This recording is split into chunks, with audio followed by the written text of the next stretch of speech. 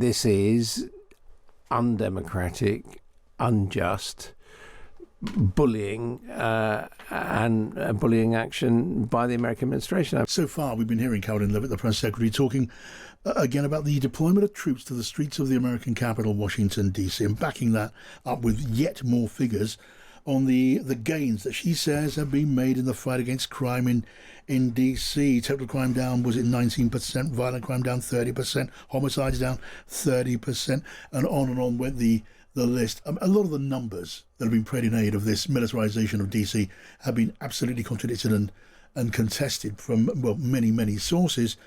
The overall principle, though, Adam and Laura, of putting these troops on the street here, it would be absolutely stunning, absolutely extraordinary. I guess part of what's going on is an effort to make the thing seem normal. Yeah, absolutely. And to possibly roll it out in other democratic states and cities to suggest that they're not doing a good job and that only Big Brother Donald Trump and his troops can do it. I mean, there is a constitutional question about the deployment of troops on the streets in America. They're meant to be fighting foreign enemies rather than fighting domestic citizens. There is a constitutional question as to whether the president actually has the power to order them in any case, or whether that should fall to Congress. And what he is doing is basically trashing the conventions of Washington, D.C., which has for a long time been a very democratic city, has been a city where a lot of the the apparatus of the city, the mayoralty and the police have been African American led, and he's basically putting in his boys to throw their weight around. So I don't think this is about cutting crime at all. I think this is about intimidating Washington, D.C., and, as you say, writing his own version of events. And as far as those statistics go, I think it's almost impossible to tell after a relatively few days as to whether there's been any change, although it has to be said self-evidently, if you have physical occupation by armed troops, some crimes are not going to take place. But I mean, that's not a way that you can normally, people can normally go about their lives. And certainly this has not been welcomed by and large by Washingtonians, although Donald Trump, of course, has claimed that he's had many people ringing him up saying what a success it is and please could he do it in other cities. I mean, I'd just like to add, I travel to Washington quite a lot. I was last there in April. I've always felt safe there. I would walk around with my phone out in my hand. I would never do that in London. So I personally, on the ground experience, don't really recognise the narrative that is being kind of peddled around, and neither do your friends that live there. So now, as we're speaking in the briefing room, the subject of the sacking of the head of the Centre for Disease Control has been raised by a journalist in the briefing room. Let's just have a listen in. That then was the line from the White House. Susan Monares, the now former head of the CDC, the Centre for Disease Control, was sacked because she was not aligned with President Trump's agenda. What Susan Morales has said was that she resigned because she would not rubber stamp, as she says, unscientific, reckless directives, and she accused the health secretary, appointed of course by Donald Trump, Robert F. Kennedy, of, in quotes now, weaponizing public health. And she took 3 senior members of the team at the CDC along with her. It was one of the more dramatic examples of its kind, wasn't it? It is. I mean, you've also seen the governor of the Federal Reserve. She's apparently suing Trump because she's been fired. You've seen people at the Library of Congress. They've been fired and resigned. And other sort of cultural institutions, attacks on the Smithsonian. I mean, it's just it's a narrative that keeps on running and running, isn't it? And who's going to be left to run Washington? I mean, what is going on is, black is white, white is black.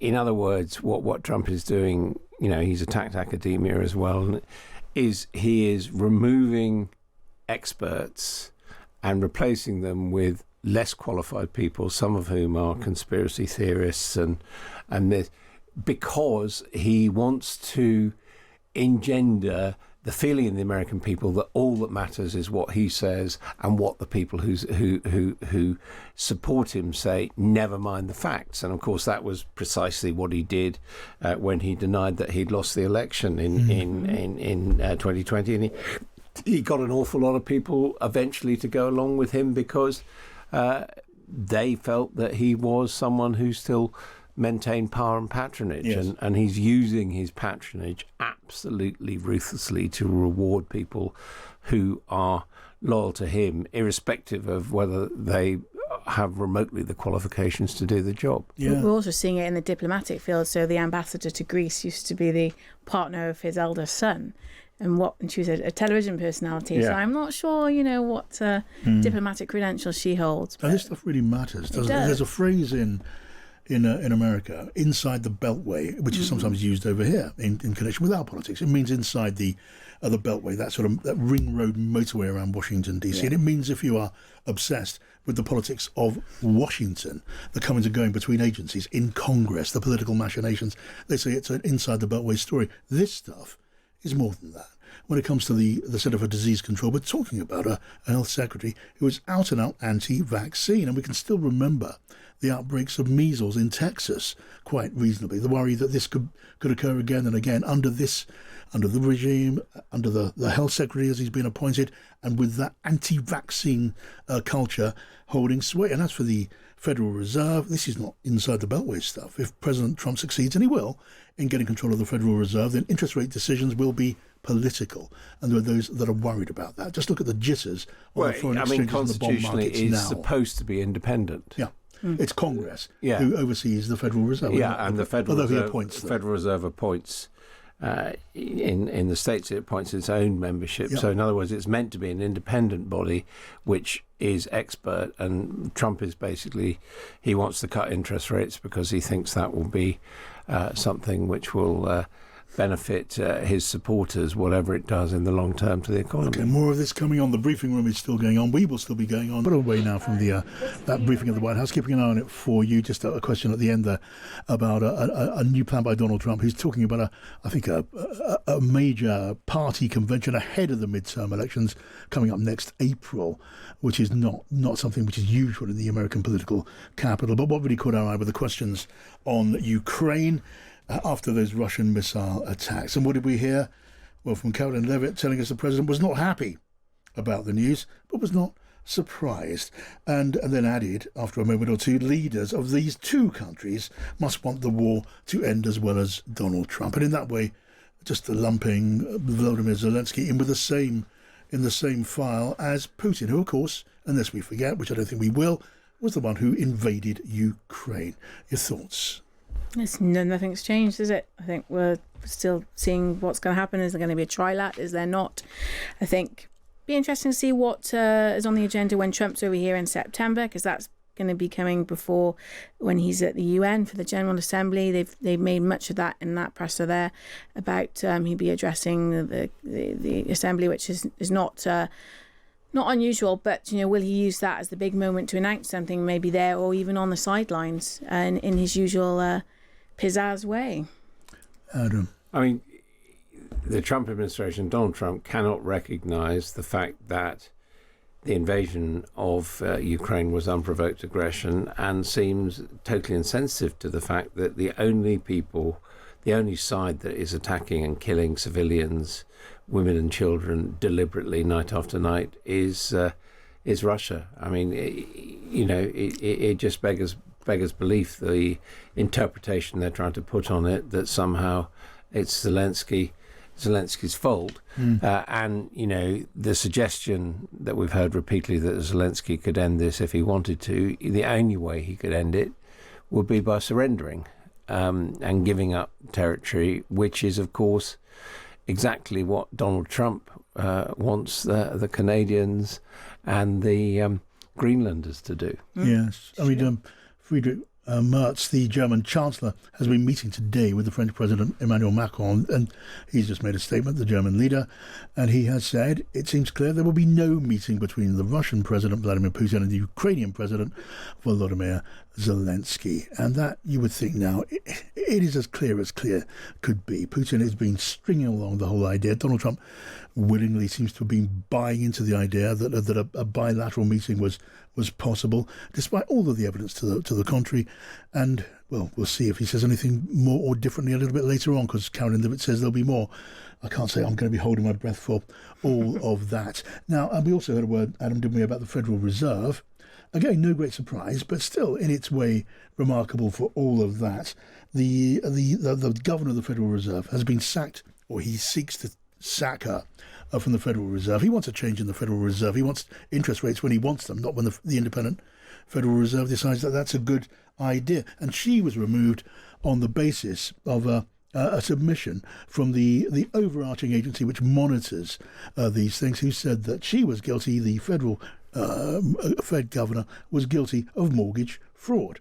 Now, it's been passed, we're told, to the Justice Department for them to look at whether that is the case, whether it stands up in a criminal context. But in the meantime, she has been sacked. And what we got from Caroline Levitt there was just saying, well, that's just the way it is. And he saw what he saw from Bill Poulter. He's the head of the supervisory agency. He was appointed by Donald Trump, and that was the basis of the sacking. And where due process is concerned, that was kind of just glossed over. Well, again, legally, there's an argument as to whether the president can sack members of the Federal Reserve Board.